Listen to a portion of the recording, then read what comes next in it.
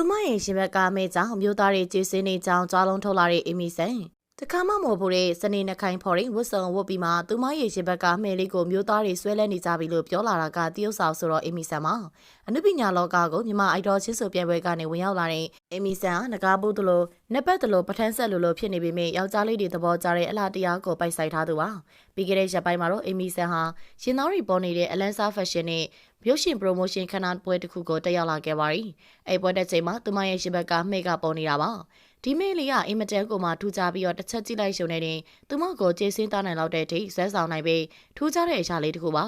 အဆိုပါမဲကြောင့်အီမီဆန်ဟာသူမကိုပရိသတ်မျိုးသားတွေကိုလုံးကျေးစင်းသွားကအတော်လေးပွဲစုသွားရတယ်လို့ဆိုပါရီအီမီဆန်ကတော့သူမရဲ့မိကိုမျိုးသားတွေဆွဲလန်းကြရက်ထနေကြကြောင်းသူမဘာလို့လို့ခုလိုကြရက်ထအောင်လုပ်နိုင်တာကိုပဲအီမီဆန်ကဂုဏ်တယ်လို့ဆိုပါရီအီမီဆန်အခုဆိုရင်တော့သူမအနေနဲ့ဂျင်းစော့ကအမျိုးသားပရိသတ်တွေကတောင်းဆိုတဲ့အတိုင်းနောက်ထပ်လန်းစားဖက်ရှင်တွေကိုချပြအောင်မယ်လို့ဆိုပါရီအချို့ကလေအီမီဆန်ဟာတေစာဝင်းကျော်လို့ဖော်ချွတ်ဖြစ်တော့မှလားဆိုပြီးတော့ပြောကြတာပါအီမီဆန်ကတော့သူမဟာဒူနီယာဒူတော်နီယာတော့ဘယ်ချိန်မှဘလို့ဝတ်စားမလဲဆိုတာသိရလို့ဆိုပါရီဒါကြောင့်လည်းမကြခင်မှာအီမီဆန်ကိုဖက်ရှင်လန်းစားနဲ့မြင်တွေ့ရတော့မှာပဲဖြစ်ပါရီ